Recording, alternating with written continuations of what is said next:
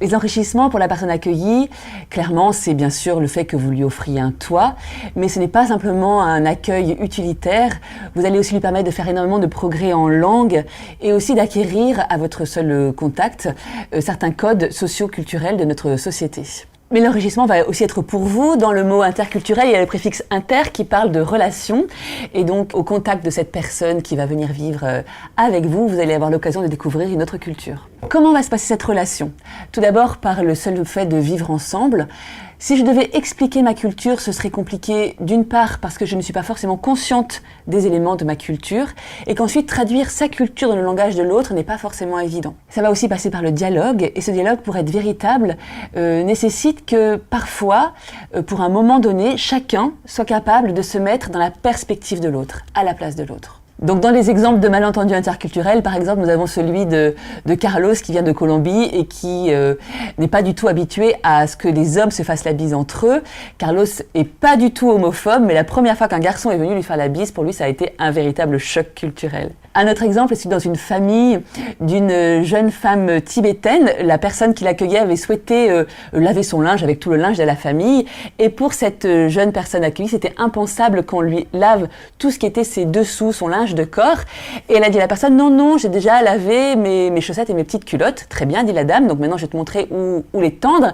Et elle a dit, mais c'est déjà fait. Ah bon, dit la dame, mais où as-tu étendu tes culottes? Elle a dit, dans l'arbre, évidemment dans l'arbre.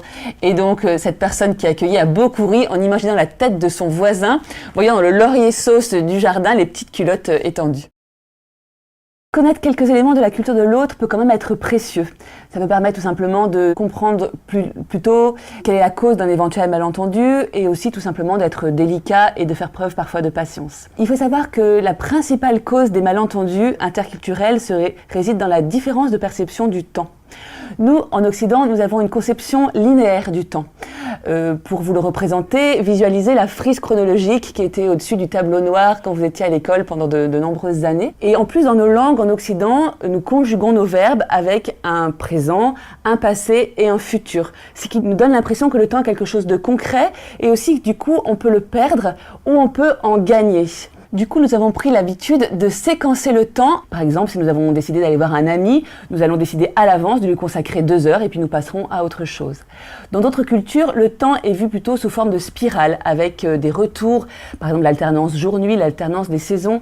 Et le temps est perçu de manière beaucoup moins concrète et surtout, on n'a pas l'impression qu'il soit possible de perdre son temps ou de gagner du temps.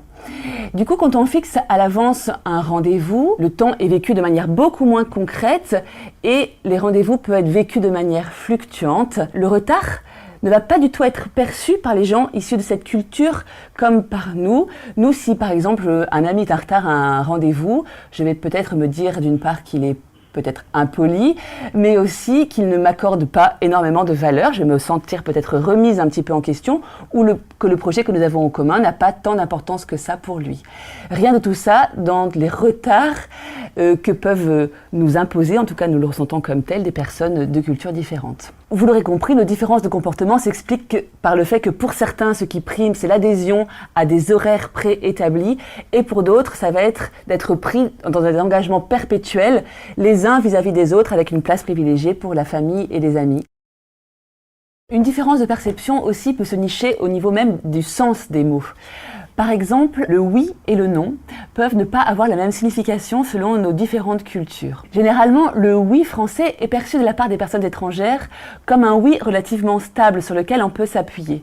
Mais il faut avoir conscience que dans certaines cultures, quand on vous dit oui, ça peut être tout simplement oui. J'ai entendu ce que vous avez à dire, mais maintenant, il faut que j'en réfère à ma famille, à mes collègues, à ma communauté. Donc ça ne veut pas forcément dire qu'on est d'accord avec ce que vous venez de dire. Il y a aussi des cultures dans lesquelles on ne peut pas dire non. Par exemple, en Chine, dans certaines cultures asiatiques, on ne peut pas vous opposer un non. Tout simplement parce que ça va toucher quelque chose de très profond.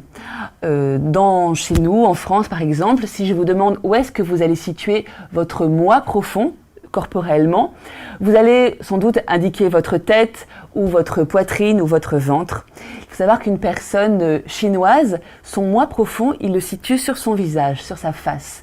Et si vous opposez un non à un chinois, vous risquez de lui faire perdre la face. donc de l'atteindre très profondément. Et si une personne chinoise ne vous dit pas non plus non, c'est pour vous éviter de perdre la face.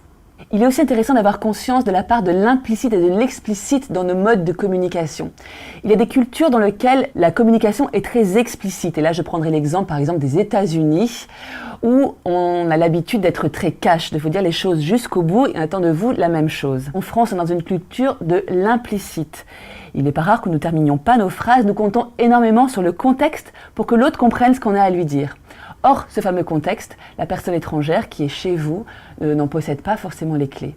Donc c'est important de faire attention à aller jusqu'au bout de ce qu'on a à lui dire et d'expliquer de manière la plus simple et précise possible ce qu'on a à lui dire. Dans ces cultures aussi, on peut placer l'Iran, l'Afghanistan, le Moyen-Orient. En Iran notamment, il y a un système qu'on appelle le Tarof qui régit toutes les relations interpersonnelles et notamment les règles de l'hospitalité.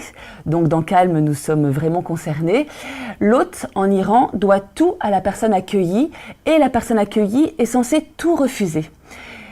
On va s'ajuster ensuite et trouver comment entrer en lien par un système qui peut aller jusqu'à la supplication, des systèmes de supplication réciproque.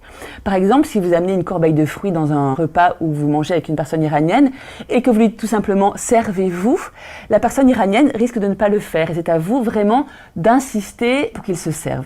Si vous ne savez pas ça, votre hôte iranien risque de repartir de chez vous avec la faim au ventre. Je me souviens d'un repas auquel j'avais convié plusieurs amis afghans. J'avais investi dans ce repas énormément de temps, d'énergie et d'affect et j'ai préparé notamment un merveilleux dessert. Au moment de l'amener à table, je l'avais proposé en disant « qui en veut ?» Et là, au stupeur, tout le monde m'a dit « non merci ».